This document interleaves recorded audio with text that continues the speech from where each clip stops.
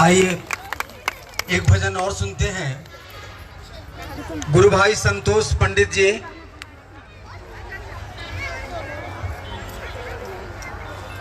आप मंच तक आइए। भाई संतोष पंडित जी के इस भजन के बाद हम आप सीधे दीदी बरखा आनंद जी को सुनेंगे और जिज्ञासाओं के साथ बहन गौरी अर्चिता, जिनका जन्म दिवस है, अपने गुरु और साहब दीदी के सानिध्य में हम आप सभी उनको उनके जन्म दिवस के अवसर पर अनंत हार्दिक शुभकामनाएं और मंगल कामनाएं हम सभी मिलकर बहन गौरी अर्चिता को अर्पित करते हैं। हम सभी की शुभकामनाओं को स्वीकार करें।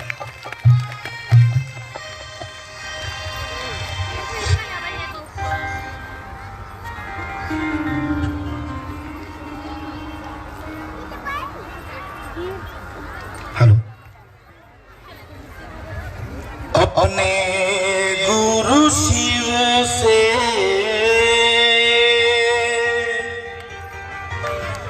दया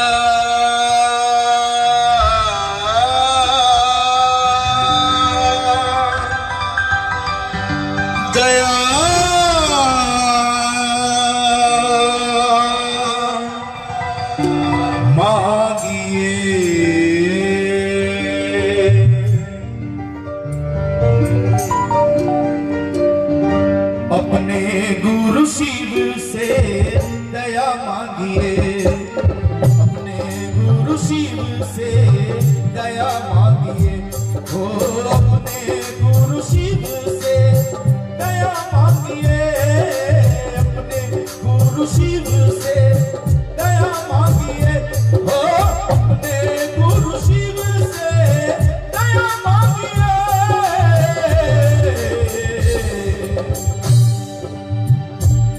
वो दया के निधि है, दया करेंगे, वो दया के निधि है, दया करेंगे।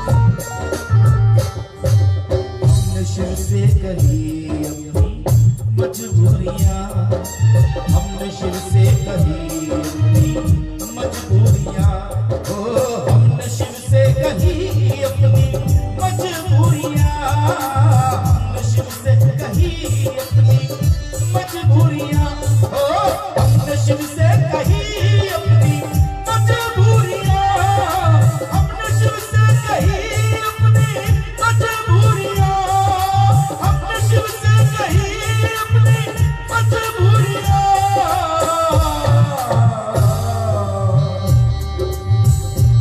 शिव सुने, सुन के वो मुस्कुराने लगे, शिव सुने, सुन के वो मुस्कुराने लगे, शिव को लेकिन ये सारे बहाने लगे, शिव को लेकिन ये सारे बहाने लगे।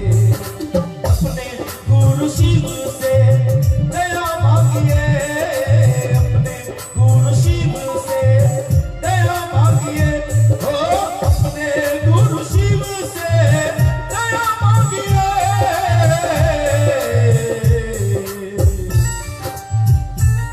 वो दया के निधि है, दया करके, वो दया के निधि है, दया करके।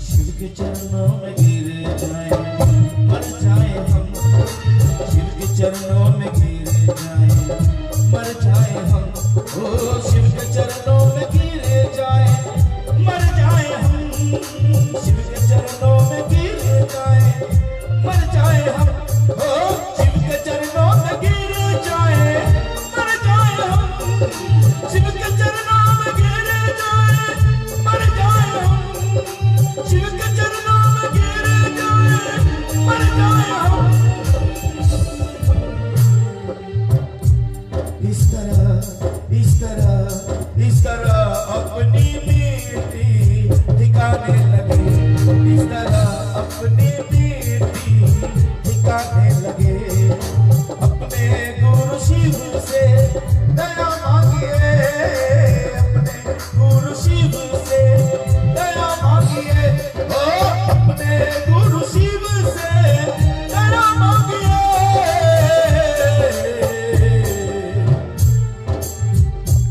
वो दया के निधि है, दया करके, वो दया के निधि है, दया करके।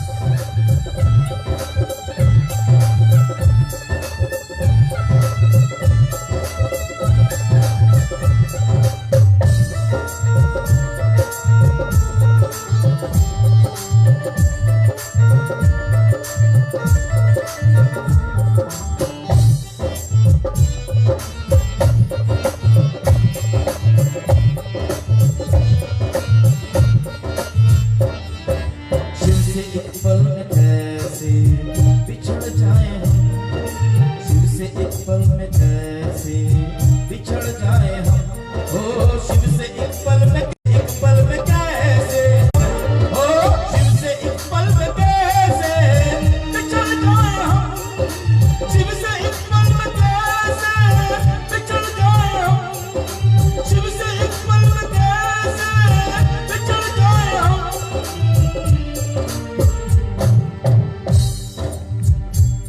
जिनसे दिल ने में साया जमाने लगे, जिनसे दिल साया जमाने लगे, शिव से दया मांगिए अपने गुरु, शिव से दया मांगिए, ओ अपने गुरु शिव से दया मांगिए।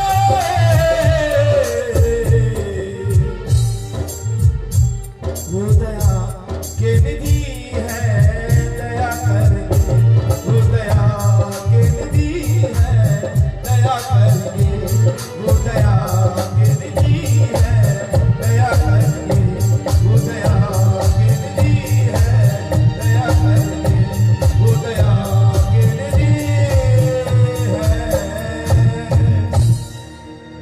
दया।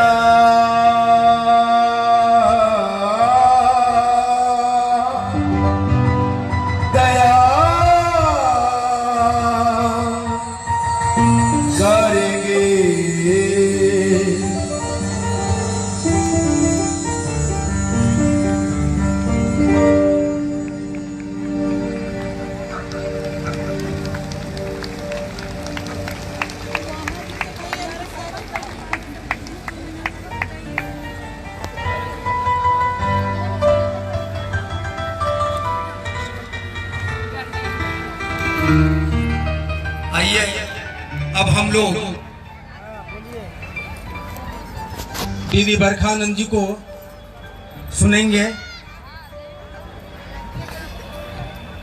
अपने गुरु शिव के साथ साहब दीदी के सानिध्य में चल रही उनकी यात्रा का जो यह पड़ाव स्थली आज यहाँ है, उनको सुनेंगे। उन्होंने साहब दीदी के इस पावन संकल्प को जन जन में और मजबूती से उतारने का ईमानदार प्रयास का एक उदाहरण है। वो हमारे आपके बीच उपस्थित हैं। हम उनसे आग्रह करेंगे कि वो हमारे बीच मंच तक आए और हम सभी मिलकर एक दूसरे से वार्ता कर सकें, क्योंकि यह तो परिचर्चा है। और बहन गौरी अर्चिता हमारे आपके बीच हैं और इनके लिए विषय है आओ चलें शिव की ओर। और कुछ जिज्ञासाएं हैं जिनका समाधान भी ये करेंगी दीदी बरखा आनंद जी।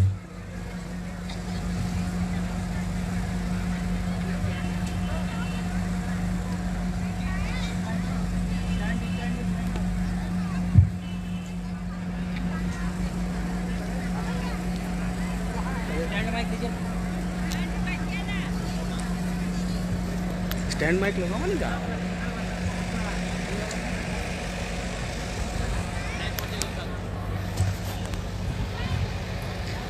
मेरे गुरु महेश्वर शिव को मेरा प्रणाम है।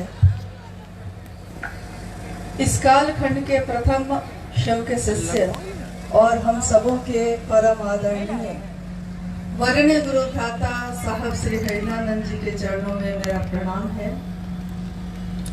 शक्ति स्वरूपा मां नीलम आनंद जी के चरणों में मेरा प्रणाम है और प्रणाम है आप सभी के चरणों में जो आज इस मैदान में उपस्थित हैं या जहां तक ये आवाज जा रही हो। हम सबका सौभाग्य है कि रांची जिले में जहां आज ये छोटा सा कार्यक्रम शिवगुरु महोत्सव का हो रहा है, इसमें रांची के आसपास के ग्रामीण क्षेत्रों के गुरु भाई गुरु बहनों की उपस्थिति सबसे ज़्यादा है। और मुझको आज बैठे हुए वो दिन याद आया जब हमारे वर्ण गुरु भ्राता यानी साहब श्री हरिनानंद जी झारखंड में पदस्थापित हुए थे। प्रशासन में एक बड़े पद पे रहते हुए जब बिहार से झारखंड अलग हुआ, उसका गठन हुआ, तो उस गठन के बाद 2000 में वो रांची आ गए। और उससे पूर्व में झारखंड में ही एक जिला है पलामू। जैसे रांची से इसी सड़क से जब हम लोग आगे बढ़ते हैं, ये सड़क जो सामने है वो सीधे वहीं जाती है, यानी लातेहार, और लातेहार के बाद पलामू। पलामू में दीदी नीलम आनंद जी का मायका है। साहब का लौकिक जीवन में ससुराल है, यानी इस झारखंड से उनका नाता बहुत पुराना है। और पहले तो ये सारा क्षेत्र सब कुछ बिहारी था, आज गठन हुआ। रांची में जब वो 2000 में आए, उस समय छोटा करो, रांची में कोई बात, छोटा करो, रांची में कहीं भी शिव गुरु की चर्चा नहीं होती थी, यानी शिव के गुरु स्वरूप की बात नहीं होती थी, शुरू ही नहीं हुई थी, कोई आया ही नहीं था तब तक कहते हैं ना कि इस गांव में कोई आया ही नहीं, ऐसा कोई आएगा इस गांव में मेरे सोए भाग्य जगाएगा, ऐसा हुआ नहीं। लेकिन शिव की पूजा तो हो रही थी, हजारों वर्षों से हो रही है, होती ही चली जा रही है। घर घर में शिव की पूजा, मंदिरों में उनकी स्थापना, पूरा भारत का वर्ष, पूरा भारतवर्ष इससे आलोकित है, शिव की पूजा से। शिव के विभिन्न स्वरूप हैं। शिव के विभिन्न स्वरूप का अर्थ ये हुआ कि शिव का अपना स्वरूप जो है वो बहुत सारे नामों से जाना जाता है। और रूप कहते हैं जो जगत है, जगत का कण कण है, वो शिव का रूप है। स्वरूप यानी विभिन्न नाम, जैसे हम कहते हैं महाकाल है वो, महामृत्युंजय है वो, महायोगेश्वर है वो, उमा के पति है, निहंगी शमशानी है, कालों के भी काल है, औढ़रदानी, भोला, बाबा, अनेक नामों से दुनिया के लोगों ने शिव को पुकारा है और महादेव को सब जानते हैं। इसी पे मुझको याद आया आज बैठे बैठे इस मैदान में कि कभी जब रांची में शिव गुरु कार्य शुरू हुआ था तो तुरंत गठन होने के कारण और प्रशासनिक पद पे, बड़े पद पे थे वो, तो साहब को समय नहीं मिल पा रहा था। पटना से वो रांची आए थे। पटना में और बिहार के विभिन्न जिलों में शिव गुरु कार्य शुरू हो चुका था, शिव चर्चा का प्रचलन बढ़ गया था। लेकिन रांची में जब वो आए तो अचानक से उनको लगा कि यहाँ तो कोई महादेव की बात से जुड़ा ही नहीं है, किसी ने शिव को गुरु माना ही नहीं है। तो वही शिव के शिष्य जो वहां हजारों की भीड़ में थे, तो यहाँ रांची में आके उनको लगा कि यहाँ तो कोई जुड़ा ही नहीं है। सुबह जो कार्यालय जाते वो तो लौटते रात हो जाती, 10-11 बज जाता। नतीजा ये हुआ कि वो किसी से महादेव की बात कर ही नहीं पा रहे थे। कुछ महीने, कुछ समय बीत गया। उनको लगा कि सारा काम तो मेरा हो रहा है, लेकिन मेरे गुरु शिव की बात नहीं हो रही है। एचसी एक इलाका है यहाँ का, वहीं पे वो रहते थे उस समय। एक दिन अपने कार्यालय से लौटते हुए अपने घर की तरफ साहब खुद गाड़ी चला रहे हैं और मन में सोच रहे हैं सारी चीज तो अच्छी है, बस मेरे शिव की बात नहीं होती, किससे करूं, कब करूं। उस दिन उन कार्यालय से थोड़ा पहले निकल गए। चौराहे पे एक व्यक्ति बैठा हुआ जूते की सिलाई कर रहा है, क्योंकि हम लोग जब महादेव की बात करने निकलते हैं तो हम लोग पात्र खोजते हैं। हम लोग सोचते हैं वैसा आदमी मिलेगा तब ना उससे महादेव की बात करेंगे। लेकिन अगर आपके मन में ये मनसा हो तो ये पूरा जगत तो जीव से ही भरा है, इंसानों से ही भरा है। हर जगह आपको कोई ना कोई मिल जाता है। साहब ने अपनी गाड़ी रोकी और कुछ बातचीत शुरू की उस व्यक्ति से। फिर उनको घर बुलाया, माँ नीलमानंद जी ने बैठाया और उनसे कहा कि आप जो ये काम कर रहे हैं, क्या आप शिव की पूजा करते हैं? उन्होंने कहा कि हाँ करता हूँ। एक बहुत बड़े पदाधिकारी के घर में जीवन में, लौकिक जीवन के एकदम अति सामान्य आदमी को जब बुलाया जाता है तो वो घबरा जाता है। उसको लगता है कि मैं इनके घर के अंदर कैसे जाऊं, और उस पर जब कहा जाता है कि सामने कुर्सी पे बैठिए तो वो और घबरा गया, कुर्सी पे कैसे बैठूं। लेकिन माँ नीलमानंद जी ने अपनी ममता से उसको कहा कि नहीं बैठिए। साहब ने कहा जब शिव की पूजा करते हो उनको गुरु बना सकते हो? उस व्यक्ति ने कहा कि हाँ बना सकता हूं। साहब ने कहा 3 सूत्र करना, कुछ भी नहीं समझ में आए तो ये 3 सूत्र करना बस, और कुछ करने की जरूरत नहीं है। और अगर आपके आसपास में कोई रहता हो तो कृपया उसको भी लेते आइएगा। वो व्यक्ति जब लौट कर गए तो उनके बगल में एक पान की दुकान पे भी एक व्यक्ति बैठते थे। यही के गुरु भाई अब वो शरीर में नहीं है, तो उन्होंने कहा कि मैं मंडल जी को लेके आऊंगा। वो भी आए कल होके, उन्होंने भी शिव को गुरु बनाया। और धीरे धीरे उनका परिवार या उसके आसपास के लोग जुड़ते ही चले गए। साहब कहते हैं अकेला ही चला था मैं, लेकिन लोग मिलते गए और कारवां बनता गया। अकेले ही चलता है कोई, लेकिन जब चलने का सोच लेता है, चल पड़ता है, तो लोग मिलते चले जाते हैं। क्योंकि हमारे वो लोग हो या ना हो, लेकिन महादेव के तो है, महादेव के तो गण है, वो महादेव की तो दुनिया है। ये इस दुनिया में, जिस दुनिया में हम आप रहते हैं, कहा जाता है कि महादेव की दुनिया है ये।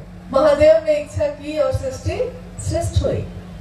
महादेव की दुनिया में हम रहते हैं।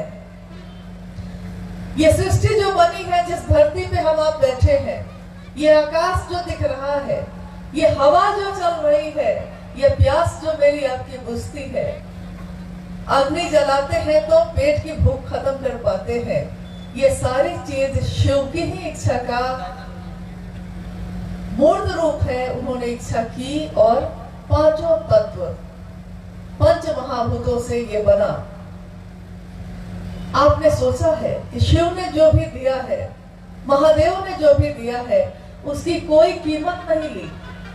कभी उसके बदले में क्या हमने उनको कोई कीमत दी है? लेकिन हम आप जो चीज बनाते हैं उसकी एक कीमत होती है। वो शिव जो बनाता है वो बेशकीमती होता है, उसकी कीमत दुनिया के लोग नहीं लगा पाते। तो हम आप भी जो बने हैं, हमारी आपकी रचना भी उसी शिव की इच्छा का प्रतिफल है। इसीलिए कहते हैं हर व्यक्ति, हर जीव बहुत ही बड़ी कीमत है उसकी, बेशकीमती है वो। उसी कीमत वाली जगह पे, उसी दिल में शिव को अपना बनाने की बात उन्होंने कही।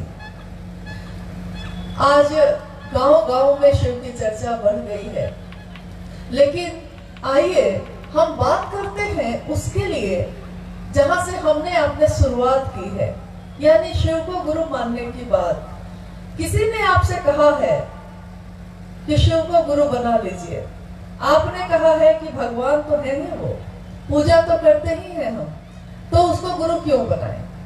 फिर वो व्यक्ति आपको कहता है कि भगवान तो है, वो भगवान के रूप में सब कुछ दे सकते हैं, लेकिन गुरु ज्ञान देते हैं, और सामान ले भी लिया है, ज्ञान नहीं है चलाने का, तो उसका कोई फायदा नहीं होता। जितना ही हमारा मन समझता है उतना ही समझकर हम शिव को अपना बना लेते हैं और कहते हैं कि बना तो लिया है, करना क्या होगा? तो सामने वाला कहता है कि 3 सूत्र करिएगा। हम सोचने लगते हैं ये 3 सूत्र क्या है? तो पहला बोलता है कि मन ही मन अपने गुरु शिव से दया की याचना करिएगा। मन ही मन कहिएगा कि हे शिव, आप मेरे गुरु हैं, मैं आपका शिष्य हूं, मुझ शिष्य पर दया कर दीजिए। हम जब ये सोचते हैं कि मन ही मन कहेंगे तो शिव सुन लेंगे, तो वो कहता है कि हाँ सुन लेंगे, क्योंकि मन की गति सबसे तेज होती है। यहां से हम जोर से आवाज दें आपको, मेरी आवाज ज्यादा से ज्यादा कहां तक जाएगी? अगर ये माइक नहीं हो और हम बोलना चाहें, कितनी दूर तक मेरी आवाज जा सकती है? बहुत से बहुत जो सामने वृक्ष है, पेड़ है, वहां तक जाएगी, उसके आगे नहीं जा सकेगी। माइक से भी बोलते हैं तो 1 किलोमीटर 2 किलोमीटर तक आवाज जाएगी, उससे ज्यादा नहीं जा पाएगी। लेकिन मन से आपने अगर पुकारा है किसी को, तो मीलों दूर बैठा है बेटा, हम भेज देते हैं ना बच्चों को दिल्ली पढ़ने, बंबई पढ़ने, और माँ सोई है गांव के घर में, और आधी रात के समय में वो माँ घबरा कर उठकर बैठ जाती है और कहती है मेरा मन बेचैन हो रहा है। बउआ को लगता है कुछ हुआ है। घर के लोग खड़े जग जाते हैं, जुट जाते हैं और कहते हैं अरे वो अच्छे से होगा, क्यों घबरा रही है? और माँ कहती है कि नहीं, कुछ तो हुआ है, बहुत बेचैनी हो रही है। अंत में थक के लोग फोन लगाते हैं, और जब फोन लगाते हैं तो पता चलता है कि सही में बउआ बहुत बीमार है। लोग आश्चर्य में रह जाते हैं, कहते हैं कि माँ इतने मीलों दूर अपने गांव में घर में सोई थी, इसको कैसे पता चला कि बउआ बीमार है? ये कैसे पता चला? या हम कहते हैं कि लगता है कुछ गलत होने वाला है, या कहते हैं कि लगता है कुछ अच्छा होने वाला है। आपका मन इस बात का आभास कर लेता है। कैसे? क्योंकि मन की गति इतनी तीव्र है, इतनी तीव्र है कि हम आप सोचते हैं, अभी अभी मैंने सोचा है, और सोचने में इतनी ताकत है कि सोचा है और जहां जाने का सोचा है वहां मेरा मन पहुंच चुका है, मन पहुंच गया। मन का जुड़ाव जिससे होगा उसका प्रभाव मेरे आपके ऊपर पड़ता है। जैसे बउआ वहां बीमार हुआ और मन को मेरे यहाँ पता चला, क्योंकि उस माँ के मन का तार जुड़ा है अपने बेटे से। और ऐसे कितने रिश्ते होते हैं हमारे जीवन में। हमारा मन अगर उसको अपना समझ लेता है तो वो दूर कितना भी हो शरीर से, लेकिन मेरा मन आभास पा लेता है कि कुछ तो हुआ है। उसी मन में शिव को जब याद करते हैं और कहते हैं हे शिव आप मेरे गुरु हैं, मेरा मन ये कहता है, पुकारता है शिव को। शिव कौन शिव? जिनकी मात्र इच्छा में इतनी ताकत है कि वो सोचते हैं और ऐसी ऐसी कितनी दुनिया बनती है, रहती है और टूट जाती है। लेकिन वो परम सत्ता, वो ज्ञान के निधि अगम, वो अक्षय स्रोत, वहीं से सारी चीजें निकली हैं, वहीं से निश्चित हुई हैं। उस महादेव को भी अगर मेरे आपके जैसा सामान्य से अति सामान्य आदमी भी मन से पुकारता है तो वो भोला, वो शिव सुनते हैं। अगर वो भोला नहीं सुनते तो शिव के इतने मंदिर न होते। अगर वो महादेव नहीं सुनते तो ये उपासना, साधना, मंत्रों का जप, जल चढ़ाना, दूध चढ़ाना नहीं होता। हम मांगते हैं और वो शिव देता है। बिना सुने देता कैसे है? तो जब सुनता है वो ईश्वर के रूप में, वही शिव जगत का गुरु भी है। ये एक स्वरूप है शिव का।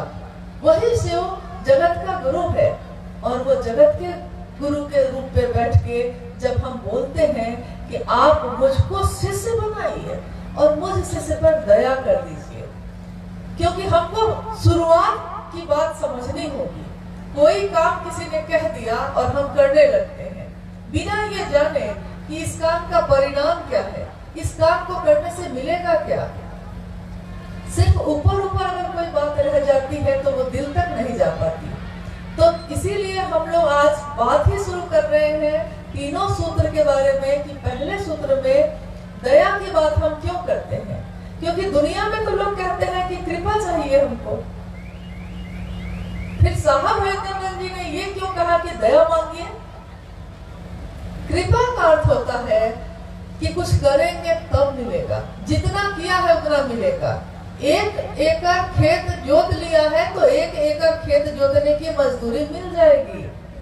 लेकिन दया का मतलब होता है कि कुछ भी नहीं किया है, कुछ भी नहीं आता है, कुछ नहीं जानते हैं, तब भी महादेव मुझको अपना बना लीजिए।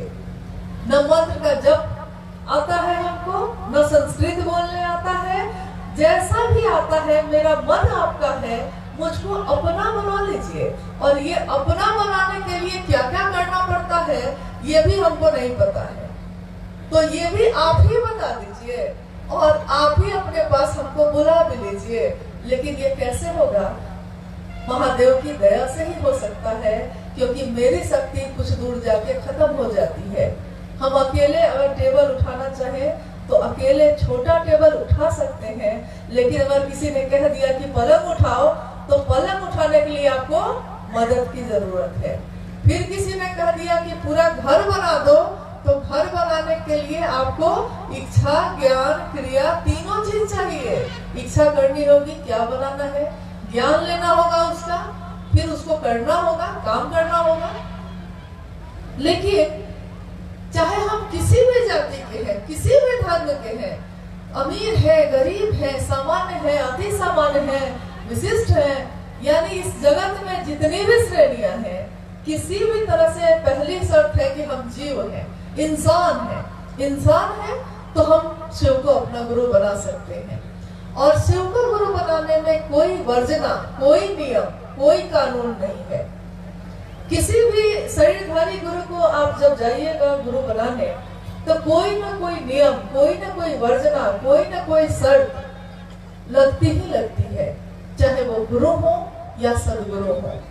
लेकिन जब जगत गुरु शिव को पुकारता है ये विश्व, इस दुनिया के रहने वाले लोग, तो जगत गुरु शिव सबके लिए अपने हैं, इनकार नहीं कर सकते। वो ये नहीं कह सकते कि तुम ये छोड़ के आओगे तब मेरे पास आ सकते हो, तुम ऐसा बन के आओगे, वैसा बन के आओगे। जगत का गुरु शिव नहीं कह सकता, उनके लिए सारे लोग समान हैं।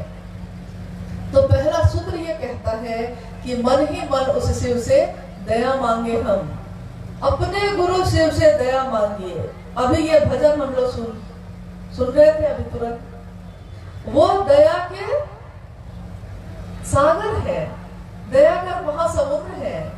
गुरु के रूप में वो दया करेंगे ही करेंगे अगर आप दया मांगते हैं। पंक्तियां तो बहुत सारी थी जो हम सुन रहे थे, समझ कितना रहे थे ये हम मुझको नहीं मालूम, क्योंकि गाने में तो ये भी गा रहे थे हम लोग कि शिव के चरणों में गिर जाए मर जाए ना, इस तरह हमारी मिट्टी ठिकाने लगे। शिव के चरणों में कल्पना कितनी अद्भुत है, कितने ऊंचे स्तर की है कि उस शिव के चरणों में ही गिर के मर जाए हम, मेरी मिट्टी इस तरह ठिकाने लगे। क्योंकि जगत में मरते हैं, जगत में कोई दफनाएगा, कोई जलाएगा, कोई छोड़ देगा, कुछ ठिकाना नहीं है। कोरोना आया था तो अपनों ने शरीर को छूने से भी इनकार कर दिया था, अपने ही तो थे वो। उस समय किसका भरोसा था? उस समय कौन था जिसने हमको आपको थामा था? जब सारे सहारे छूट जाते हैं तो मात्र शिव का सहारा बचता है। तो उनसे दया मांगे, और जब हम किसी को अपना बनाते हैं तो हम उसकी बात भी करते हैं। कोई भी हम अपनी बात जो करते हैं जगत में रह के, आपने देखा होगा कि अपने जीवन में सुबह से रात तक जिस बारे में हम बात करते हैं, जो मेरा अपना है, जो अनजाना है, जो पराया है, उसके जीवन में क्या होता है उससे हमको क्या मतलब। कोई बच्चा भूखा है, कपड़ा नहीं है उसके पास, उससे हम कहाँ उससे मतलब है। ठंड का मौसम आया है, मेरे बच्चे को कपड़ा है कि नहीं इसकी चिंता है, मेरे घर में खाना है कि नहीं इसकी चिंता है। मेरा घर, मेरा परिवार, मेरे लोग, यहाँ तक कि चप्पल तक खरीदा है दुकान से।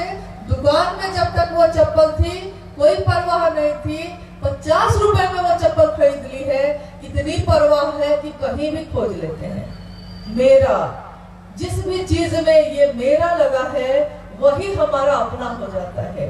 तो जिस दिन हमारा मन बार बार ये पुकारता है, बार बार पुकारता है, हे शिव आप मेरे गुरु हैं, मैं आपका शिष्य हूँ, मेरा मन ऐसा है कि जगत में रहता है, लेकिन पुकारते पुकारते पुकारते पुकारते एक दिन उस पत्थर जैसे मन पे भी शिव का निशान हो जाता है। जैसे कुएं से जब जल निकालते हैं, कुएं से जब पानी निकालते हैं, तो रस्सी मामूली सी है, मामूली सी रस्सी उस पत्थर पे बार बार आती है, बार बार जाती है। रसरी आवत जात है, शिल पर परत निशान, पत्थर पे भी निशान पड़ जाता है। हमारा आपका मन पत्थर तो नहीं है, थोड़ा तो कोमल है उससे, उस पे शिव की आवृत्ति बार बार हो, शिव को पुकारने का भाव बार बार हो, तो उसपे तो ऐसा निशान पड़ेगा फिर शिव के सिवा कोई याद आएगा ही नहीं। यानी आपके मुंह से कोई बात निकलेगी तो कहीं भी मौका मिलेगा, आप हम हो, शिव की चर्चा तो हम करेंगे ही करेंगे। यानी दूसरा सूत्र जिसमें कहा गया कि शिव की चर्चा करिएगा, लेकिन किस लिए करिएगा, क्यों ये बात करिएगा, ताकि मेरा भी मन समझ सके, आपका भी मन समझ सके कि शिव मेरे हैं।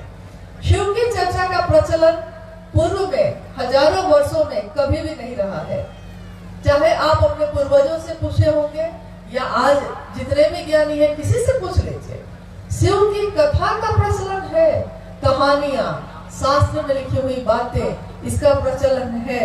लेकिन ऐसे लोगों के द्वारा जिनको कुछ भी नहीं आता है, जिनके पास लौकिक कोई ज्ञान नहीं, कभी शास्त्र नहीं पढ़ा है, कभी किताबों को देखा ही नहीं है, अक्षर भी नहीं पहचानते हैं, उनके दिल पे भी शिव के नाम का अक्षर ऐसा अंकित हुआ है कि उनको जरूरत ही नहीं पड़ रही है।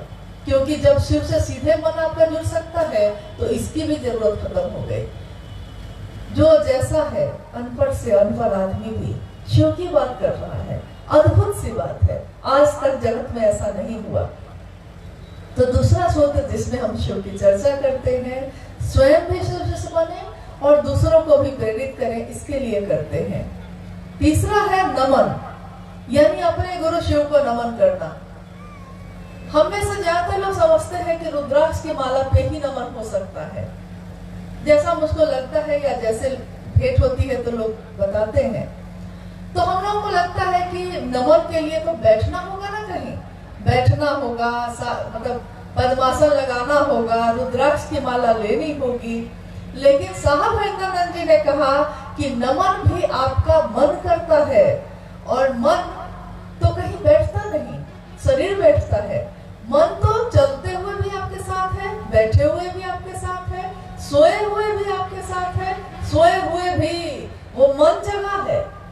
तभी तो हम सपने देखते हैं, तभी तो हमको कोई आभास होता है, क्योंकि आपका शरीर सो जाता है, उसको आराम की जरूरत है, लेकिन मन तो उस समय भी जगा है। और उस मन में अगर शिव को प्रणाम करने का भाव आ जाए, भाव वहां प्रणाम होता है, सामान नहीं, रुद्राक्ष की माला नहीं। क्योंकि कोई कंकर पत्थर 108 बार जोड़ के रख लेता है और उसी कंकर को एक एक करके अलग करता है, और हर पत्थर को अलग करते हुए कहता है, हे शिव आपको मेरा प्रणाम है। मन ही मन कहता है, और ये प्रणाम स्वीकार होगा कि नहीं, क्योंकि वहां तो भाव प्रणाम होता है, भाव से ही प्रणाम हो सकता है। हम कहेंगे कि भाव कहाँ से लाए, क्योंकि हम लोगों के मन में भाव जल्दी पैदा होता नहीं है। जगत के लिए हो जाता है, लोगों के लिए हो जाता है, महादेव के लिए नहीं हो पाता। तो जैसे आप ही का दिया हुआ सामान, आप ही का दिया हुआ पैसा लेकर आप ही का बच्चा कहीं दूर पढ़ने गया है, आप हर महीने में उसको 5,000 रुपया भेजते हैं कि वो पढ़ ले और खाना खा ले, रहने की व्यवस्था हो जाए। छुट्टी में वो घर लौटता है। जब वो बच्चा आपका घर लौटता है तो अपनी माँ के लिए एक शॉल, अपने पिता के लिए एक चादर लेके आता है। उसकी माँ कहती है कि कहाँ से लाए? तो वो कहता है छोड़ो ना माँ, दिल्ली से तुम्हारे लिए लाए, पिताजी आपके लिए चादर लाए। उसके पिता को भी मालूम है कि इसके पास पैसा नहीं है, अलग से इसके पास कोई पैसा नहीं है, अभी तो जो हम दे रहे हैं वही ना है उसके पास। माँ को भी मालूम है, लेकिन वही बच्चा जब माँ बाप का ही दिया हुआ सामान उसी पैसे से बचाकर थोड़ा सा लेकर आता है तो माँ और पिता उसके खुश हो जाते हैं। इसके लिए नहीं कि वो शॉल लाया है, इसके लिए नहीं कि वो चादर लाया है, इस बात से खुश होते हैं कि बउआ को हम वहां भी याद आते थे। मतलब वो गया था वहां, लेकिन वहां भी मुझको भूला नहीं था, मुझको याद करता रहा, मेरे ही दिए हुए चीज से थोड़ा सा बचाकर मेरे लिए भी लाया। महादेव ने ये दुनिया बनाई है, महादेव ने हमको आपको बनाया है। इसी दुनिया में रह के, इसी दुनिया में सब भोग भोग कर हम अपने गुरु शिव को जब अपने मन का भाव थोड़ा सा देते हैं तो शिव उतने ही से प्रसन्न हो जाते हैं और कहते हैं कि चलो दुनिया में रह के मुझको भूला तो नहीं, मैं याद तो आता रहा। ये तीनों सूत्र हमारे आपके मन को शिव की तरफ ले चलने का सबसे सशक्त माध्यम है। ये एक ऐसा तरीका है जिससे हम इस रास्ते को पार कर सकते हैं, रास्ता तय कर सकते हैं और हमारी मंजिल है भगवान शिव, हम भगवान शिव तक पहुंच सकते हैं। आज का ये मौसम जिसमें धूप इतनी कड़ी है और हम आप यहाँ बैठे हैं, मौसम है दिसंबर का, मतलब दिसंबर के महीने में काफी ठंड होती है, लेकिन कभी यहाँ गर्मी होती है, कभी बारिश होती है, कभी ठंड होती है। लाख मौसम बदलते हैं, क्या आप अपनों के लिए बदलते हैं? मौसम तो बदल जाते हैं, समय तो गुजरता चला जाता है, लेकिन जिसको भी अपना मान लेते हैं, एक बार मान लिया है तो फिर जीवन भर उसको अपना मानते हैं। मौसम बदलता है, काल बदलता है, सदियां गुजरती हैं, लेकिन ये दुनिया शिव को नहीं भूलती। जब वही गुरु के रूप में हमको आपको ज्ञान दे सकता है तो क्यों नहीं हम सबसे सुंदर चीज को चुने। सबसे जो ऊपर बैठा है, सब कुछ त्याग के बैठा है, वो क्या वो करेगा लेकर चढ़ावा। मेरा आपका चढ़ावा जो हम लेकर जाते हैं वो क्या करेगा वो लेकर, वो तो खुद ही सब कुछ त्याग कर बैठा है। लेकिन हमारे आपके मन का भाव, हमारे आपके मन का थोड़ा सा भाव अगर वो हम चढ़ा सके तो शिव वही ग्रहण करते हैं, क्योंकि वो भाव सत्ता है, भाव से ही उनसे जुड़ा जा सकता है। आज तक दुनिया में प्रचलन रहा है पूजा का, और पूजा में सबसे पहले कहा जाता है कि श्रद्धा होनी चाहिए, समर्पण होना चाहिए, विश्वास होना चाहिए। हम कहते हैं ना, हमारे घरों में जब पूजा होती है तो हम बच्चों को कहते हैं कि अरे हाथ जोड़ के बैठो, श्रद्धा रखो, आंख बंद करो, झुको थोड़ा महादेव के पास। यानी पूजा मतलब जिसमें श्रद्धा होनी चाहिए, लेकिन हर व्यक्ति में ये श्रद्धा नहीं हो पाती। तो साहब ने कहा कि अगर श्रद्धा नहीं होती है तब भी, विश्वास नहीं है तब भी, हम कहते हैं कि हमको नहीं विश्वास है इस पे, तब भी संशय है, शंका ही शंका है कि यहाँ भी कुछ मिलेगा कि नहीं मिलेगा, तब भी अगर आप सिर्फ मन से खड़े हो जाते हैं तो शिव की दया आपके हमारे मन में फैले अंधेरे को ऐसा दूर करती है कि हमारा मन शिव की तरफ चलने लगता है। अभी आपने जब सुना शिव की शिष्यता की पृष्ठभूमि, उसमें आपने सुना एक दिन साहब के जीवन में भी ऐसा ही हुआ था। उन्होंने जब शिव को अपना गुरु बनाया था, उनके मन में कोई विश्वास नहीं था। उनको लगता था यहाँ भी धोखा है, क्या पता महादेव भी मुझको गुरु के रूप में मिले हैं कि नहीं मिले हैं। मैंने मान तो लिया है, लेकिन 7-8 वर्ष के अंतराल में उनके मन ने ये समझ लिया कि शिव आज भी गुरु है, और सचमुच में है, क्योंकि उनके जीवन के पल प्रतिपल में शिव ने समझा दिया कि मुझको कहाँ बाहर ढूंढते रहे, किसके किसके पास जाते रहे, मैं तो हर जगह साथ ही था। हम ही उनकी तरफ देखना भूल जाते हैं। तो आइए हम लोग कुछ जिज्ञासाओं पे बात करते हैं। बहन गौरी अर्चिता जी हैं, जिज्ञासा पढ़ेंगे। शिव भाव के शिखर की तलहटी में समस्त संकीर्णताओं तिरोहित हो जाती है, कैसे कृपया समझाया जाए। शिव भाव के शिखर की तलहटी में ही समस्त संकीर्णताएं तिरोहित हो जाती हैं, कैसे। शिव भाव का शिखर, ये लिखी हुई पंक्ति है साहब हरिंदरनाथ जी की। उन्होंने एक छोटी सी किताब जब लिखी थी, शिष्यानुभूति, एक शिष्य की अनुभूति, उसी की ये पंक्ति है। रांची जो जिला है उसके आसपास काफी पहाड़ है, आपने जरूर देखा होगा। और रांची क्या, उसके आसपास के सारे जिले, लोहरदगा, गुमला, कहीं चले जाइए, हर जगह पहाड़, पेड़, झरने, नदी खूब मिलते हैं। पहाड़ को जब आप सामने से देखिए तो दूर से देखिए, आपको लगेगा कि इधर से भी चढ़ा जा सकता है, उधर से भी चढ़ा जा सकता है, क्यों नहीं सामने से ही चढ़ जाते हैं। तो हम अपनी यात्रा शुरू कर देते हैं, लेकिन कोई किधर से भी चढ़ता है, वो पहुंचता कहाँ है। शिखर पे सबसे ऊपर में जो हम कहते हैं पहाड़ की चोटी है, शिखर है। शिखर मतलब पहाड़ की चोटी, वहां पहुंचते हैं। साहब कहते हैं कि शिव भाव के शिखर, यानी शिव का जो भाव है जिसके लिए हम शिष्य भाव दे रहे हैं, शिव भाव का शिखर उस पहाड़ के शिखर पे पहुंचे नहीं है, अभी पहाड़ पे भी नहीं चढ़े हैं। उससे पहले ही, उसकी तलहटी में ही, उसके नीचे ही समस्त संकीर्णताएं तिरोहित हो जाती हैं। इसका अर्थ होता है कि संकीर्णता यानी जगत में जो भी चीजें हमारे मन को जकड़ती हैं, बांधती हैं, हम उसके पास नहीं जाएंगे, वो मेरा दुश्मन है। हम उससे बात नहीं करेंगे, वो दूसरी जाति का है। हम उसके पास नहीं जाएंगे, उसका दूसरा धर्म है। ये सारी चीजें संकीर्णता ही है जो हमारे मन को जकड़ लेती हैं। जब शिव मेरे अपने होते हैं तो हमारा मन ये समझता है कि यहाँ कोई पराया नहीं है, क्योंकि शिव ने सबको एक जैसा पैदा किया। उन्होंने जाति नहीं बनाई, उन्होंने धर्म नहीं बनाया, उन्होंने अमीर गरीब नहीं बनाया है हमने और आपने बनाया है। हमने ही एक दूसरे को बांटा है, शिव ने नहीं। शिव ने दुनिया की सारी चीजें एक जैसी दी, एक जैसा ही पैदा किया, एक जैसा ही खून हमारे रगों में दौड़ता है, लेकिन हम ही आकर अपने को बांटते हैं।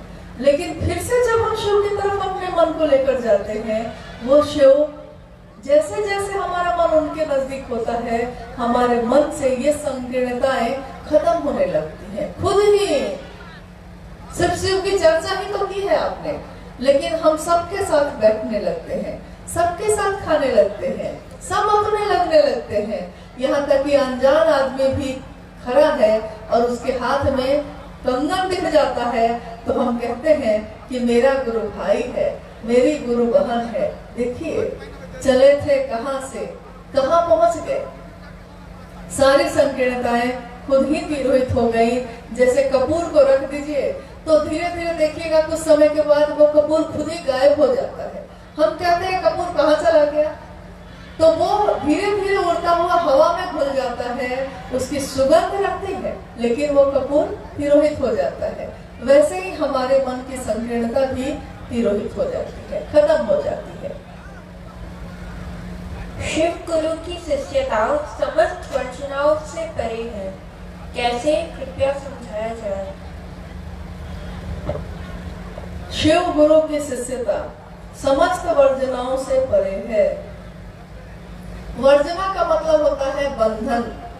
मतलब जैसे कोई अगर शिष्य बनाता है तो वो कहता है प्याज लहसुन छोड़ के आना, मांसाहार छोड़ के आना, ब्रह्मचारी बन के आना, गृहस्थ आश्रम छोड़ कर आओ, नहा धो कर आओ, सुबह की बेला में आओ। यानी कि कुछ ना कुछ ऐसी वर्जना लगती है। एकमात्र शिव के बारे में ही कहा गया है। हम अगर अपने शास्त्र की भी बात करते हैं, हम शिव पुराण की भी बात करते हैं, या अपने पूर्वजों के समय में घटित बातों को भी देखते हैं, तो उसमें लिखा है शिव पुराण में लिखा है कि एक समय ऐसा आएगा जब समस्त जगत धर्म से भी विमुख हो जाएगा और सारे पथ जो है ईश्वर की तरफ चलने के वो भी लोग छोड़ने लगेंगे। गुरु शिष्य परंपरा भी खत्म हो जाएगी। तब एकमात्र ही उपाय बचेगा नमः शिवाय मंत्र। तो ये नमः शिवाय मंत्र क्या है? ये नमः शिवाय मंत्र तो शिव का प्राण मंत्र है। अभी थोड़ी देर पहले आपने चर्चा में सुनी, मैंने भी सुना। भाई सोहंगर जी जब बता रहे थे तो उन्होंने कहा शिव का प्राण मंत्र है नमः शिवाय, एकमात्र ही बचेगा नमः शिवाय। क्या है ये नमः शिवाय? क्या ये सिर्फ शब्द है, मंत्र है? ये शिव को प्रणाम करने का भाव है। बस शिव को प्रणाम करना ही जगत में शेष बच जाता है। शिव गुरु की शिष्यता समस्त वर्जनाओं से परे है। यानी जैसे ही हमारे मन में शिव के शिष्य भाव का घेरा आएगा, सारी चीजों से हमारा मन मुक्त होता है। 24 घंटे में कभी भी जब आपका मन हो अपने गुरु से दया की याचना कर सकते हैं। जहाँ जैसे मौका मिलता है अपने गुरु की चर्चा कर सकते हैं। जब मन हो महादेव को अपने मन से नमन कर सकते हैं, प्रणाम कर सकते हैं। यानी कि समस्त वर्जनाएं जब टूट जाती हैं, सारी सीमाएं जब टूट जाती हैं, तो शिव का साम्राज्य शुरू होता है और वहाँ कोई बंधन नहीं है। वहाँ आनंद की स्थिति है, मुक्त होने की स्थिति है। वहाँ जाकर मेरा मन कहता है महादेव तो अपने हैं और जो अपना होता है उसके सामने तो हम कैसे भी रह सकते हैं। आपने देखा होगा कि जब हम बाहर बैठे रहते हैं कहीं तो ठीक से बैठते हैं, एकदम सीधा होके बैठेंगे, कपड़ा ठीक करके बैठेंगे। लेकिन जैसे ही घर को वापस आते हैं तो घर आकर सीधे गिर जाते हैं बिस्तर पे, कहते हैं आह घर आ गए। अब हम कैसे भी रह सकते हैं। देखा, बाहर घूम रहे थे तो लगता था कि सीधा रहना चाहिए, ठीक से बोलना चाहिए, ठीक से प्रणाम करना चाहिए। लेकिन जब घर को लौटे हैं तो प्रणाम तो वहां भी करते हैं, लेकिन आराम से उठे हैं, प्रणाम भी किया है, पानी भी पिलाया है लोगों को, लेकिन मन में एक सुकून है, शांति है कि अपने घर में है। शिव की शिष्यता का भाव भी ऐसा ही है। जब शिव का शिष्य भाव हमारे मन में होता है तो हमको लगता है वो जब शिव ही अपना है तो अब शब्द अर्चना के सुधार लेंगे शंभो, हे उरग उर के बल जा गलहार लेंगे शंभो। अब शब्द यानी अगर संस्कृत नहीं आती है तब भी, अगर हिंदी बहुत अच्छी नहीं आती है तब भी, हम जो भाषा बोलते हैं, जैसे बोलते हैं, अपनी भाषा में अपने तरह से शिव को अगर प्रणाम का भाव सिर्फ रखते हैं तो वो महादेव उस अपशब्द को भी अर्चना के भाव में बदल देते हैं, महादेव की पूजा के भाव में बदल देते हैं। और अगर सांप भी आता है जो जहर रखता है, अगर कोई सांप आ जाए, कहीं दिख जाए, तो हम जल्दी से जल्दी उससे दूर हो जाते हैं। क्या पता कब काट ले, जहर है उसमें, क्या पता काटेगा और खत्म हो जाएंगे वही। कभी सीधा नहीं चलता, जहर ही जहर है, उसका स्वभाव है ऐसा। लेकिन जहर रखने वाला भी शिव के पास सीने के बल झुककर जाता है, समर्पण के साथ जाता है, वो महादेव उसको अपने गले से लगाते हैं। शिव भाव का साम्राज्य ऐसा है कि तस्वीरों से भी हमारे ऊपर बहुत असर पड़ता है। जब हम तस्वीर देखते हैं, चित्र देखते हैं, उन चित्रों में भी महादेव की जो तस्वीर दिखती है परिवार के साथ, उसमें हम देखते हैं कि महादेव बैठे हैं, माँ भगवती उनके साथ है, अर्धांगिनी है शिव की। उनके साकार परिवार जो चित्रों में जो दिख रहा है उसमें उनके पुत्र हैं, गणेश हैं, कार्तिकेय हैं। शिव का वाहन बैल है, मतलब महादेव कैसे चलते हैं तो बसहा से चलते हैं। माँ किस वाहन से चलती है तो शेर से चलती है, शेर पे बैठ के चलती है, शेरा वाली कहते हैं हम, शेर पे बैठी है। कार्तिकेय मोर पे चलते हैं, गणेश चूहा पे चलते हैं। सांप जो है सर्प, वो नागराज तो शिव के गले में ही खुद चढ़ा हुआ है। लेकिन सांप का जन्मजात स्वभाव है जहर, डसना उसकी प्रवृत्ति है, डसेगा ही डसेगा। वो करे क्या, उसके बस में नहीं होता है। बसहा को बाघ जो है या शेर है वो बैल को खाता है, यानी बैल उसका भोजन है। सांप चूहा को खाता है, चूहा उसका भोजन है। मोर सांप को खा जाता है, मोर का भोजन है सांप। देखिए शिव परिवार में चित्रों में हम जो देखते हैं उसमें देखते हैं कि सब एक दूसरे का भोजन है, सब एक दूसरे को खाने वाले हैं। लेकिन शिव भाव में बैठे हैं तो अपने जन्मजात स्वभाव को भी भूल गए हैं। जन्मजात स्वभाव मतलब यही, सांप का है जहर डसना, शेर का है बाघ को खाना, उसका भोजन है, उसके बिना वो मर जाएगा।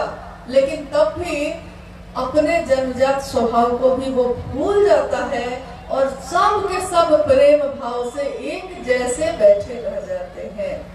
शिव की चर्चा करते हैं हम, आप दुनिया में आप कहीं भी जाते हैं तो शिव की ही तो बात करते हैं। तो दुनिया के लोग आपको देखते हैं कि अच्छा ये जो शिव का शिष्य आया है ये शिव की बात करता है, लेकिन बात तो ये बहुत अच्छी करता है, क्या उतर के अपने जीवन में भी नहीं अच्छे से रहता है? कि ऐसा तो नहीं होता कि चर्चा तो किया है और उठ के गए हैं तो झगड़ा करने लगे हैं या एक दूसरे के लिए जहर ही बोल रहे हैं। जिसको जहर है वो तो अपने जहर को भूल गया, और हम आप तो इंसान हैं, हमारा तो जन्मजात स्वभाव ये नहीं है। एक इंसान का जन्मजात स्वभाव होता है करुणा, प्रेम, सहानुभूति। और इंसान का जो जन्मजात स्वभाव है वो भी जब हम भूल जाते हैं तभी तो दुनिया कहती है कि है इंसान के रूप में लेकिन पशु से भी नीचे हो गया है।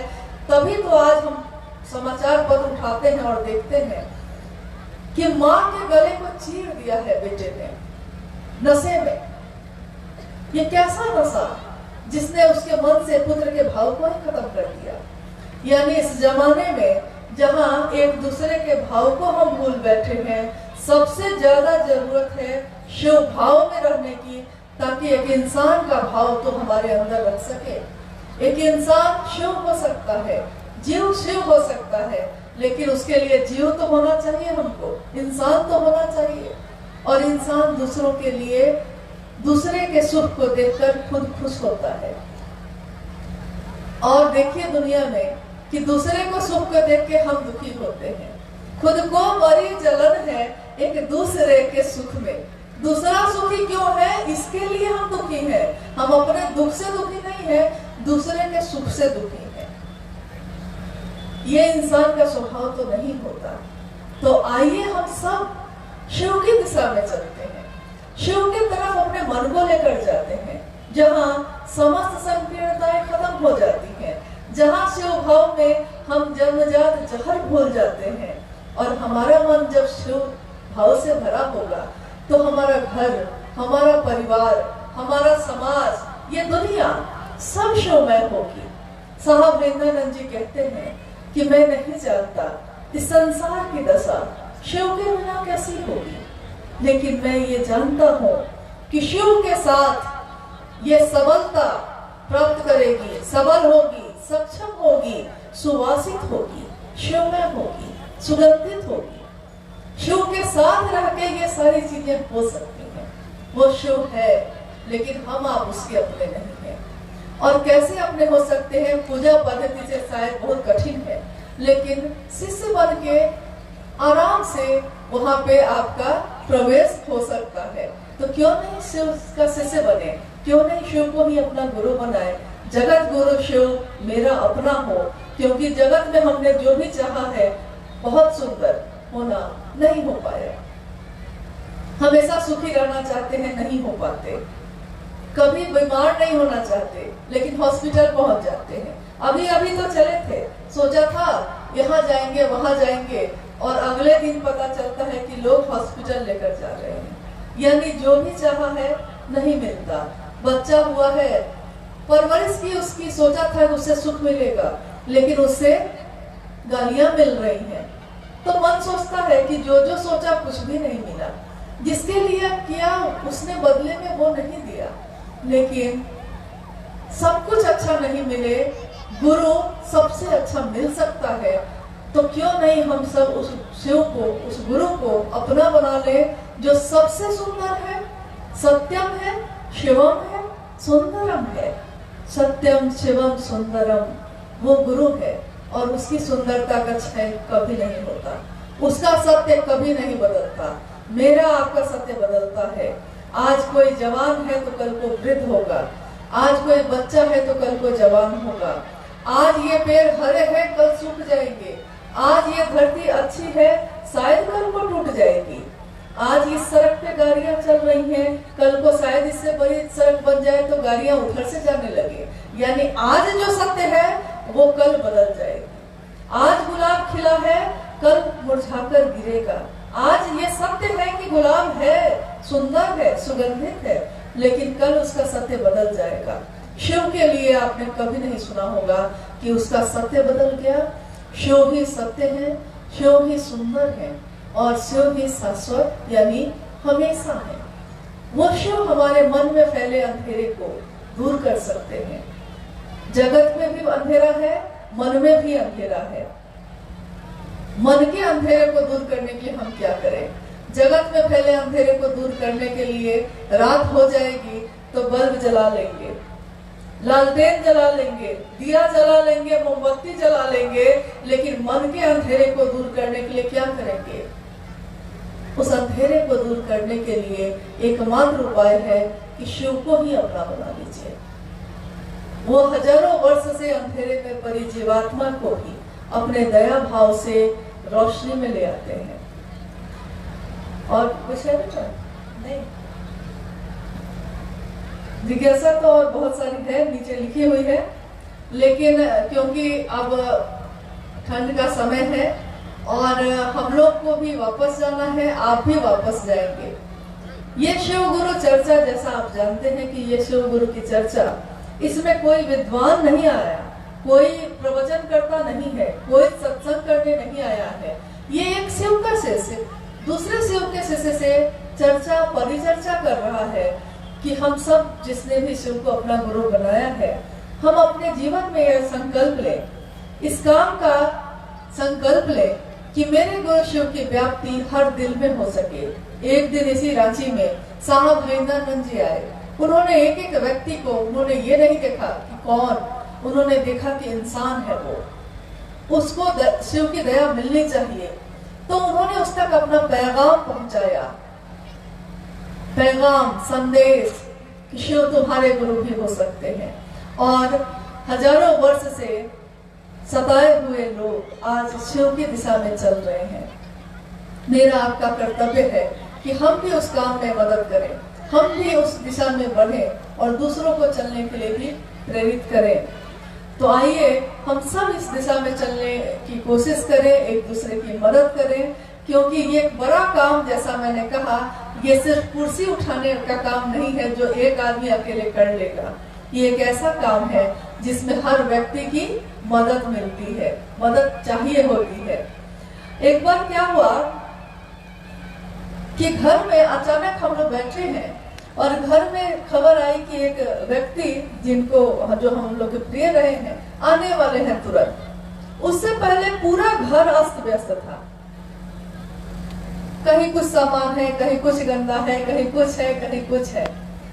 और रोज हम लोग सोच रहे थे कि अच्छा अब ये सारी अलमारी, ये सारी चीजें कल ठीक होंगी, परसों ठीक होंगी, अच्छा एक महीना बाद ठीक होंगी।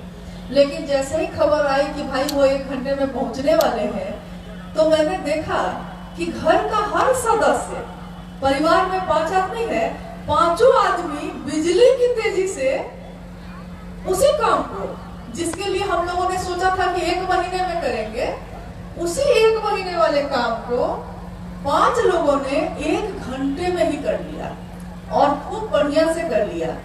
सारी चीजें साफ हो गई, सारी चीजें व्यवस्थित हो गई और भोजन तक बन गया, क्योंकि एक व्यक्ति भोजन बनाने चला गया, एक व्यक्ति ये कर रहा है, एक व्यक्ति ये कर रहा है। देखिए, ये शिव शिष्यों का परिवार है, शिव के गण, शिव के लोग जो दुनिया में आज हर जगह विचरण कर रहे हैं, जिनको कहा गया कि ये चलते फिरते मंदिर है, मंदिर कहीं एक जगह होता है, लेकिन आज की दुनिया में ये चलते फिरते मंदिर ही तो है, जहां जाते हैं अपने शिव की स्थापना करते हैं। तो ये चलते फिरते मंदिर के लोग अगर एक साथ हो जाएं और सब एक दूसरे की मदद करें, तो क्या ये असंभव है कि रांची में या उसके आसपास के जितने जिले हैं उसके हर घर में शिव शिष्टता का दिया नहीं जलेगा? अगर हर व्यक्ति ये प्रण ले ले, ये संकल्प ले ले कि मेरे जीवन में शिव बन गए अपने, लेकिन दूसरों के जीवन में नहीं बने हैं, तो हम इस काम को कर सकेंगे कि नहीं कर सकेंगे? जागा जागा महादेव सिर्फ मेरे लिए है या जीवन में जगत के हर व्यक्ति के लिए है? ये शिव जो सोया है सबके मन में जगे, मेरे हृदय में जो जगह है वो तो तेरे दिल में भी जगे। और भीड़ इकट्ठी करना या लोगों को इकट्ठी करना शिव शिष्टता का मकसद नहीं होता। मकसद ये है कि ये शिव शिष्टता का दिया जो मेरे हृदय में जला है, आपके हृदय में जला है, प्रत्येक हृदय में जल जाए। और इसके लिए जाने की, लोगों से बात करने की जरूरत है, उनको शिव की दिशा में चलने के लिए प्रेरित करने की जरूरत है। तो हम सब इस महान काम में साहब श्री हरिनानंद जी के इस संकल्प में उनका साथ दें। हर जगह उनकी मदद है और उनकी मदद से हम शिव की तरफ चल सकते हैं। इतना ही कहना है आज आप लोगों से, और आपसे विदा लेते हैं। आप सभी के चरणों में प्रणाम है। आप सबको मेरा प्रणाम।